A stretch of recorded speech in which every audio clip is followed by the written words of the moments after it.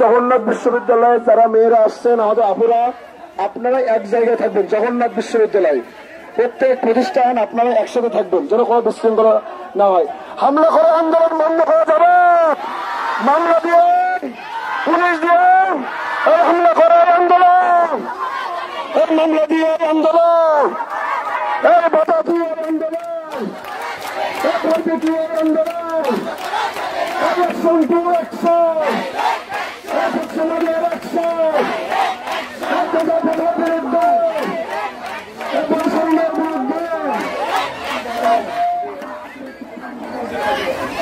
আপনারা কিছু ছেলেদের মধ্যে থেকে আপনারা দক্ষিণমন্ত্রী হলে সামনে দিয়ে যান।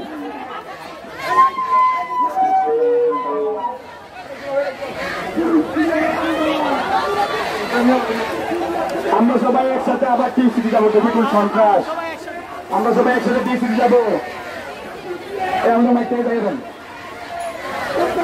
হামলা করে আন্দোলন,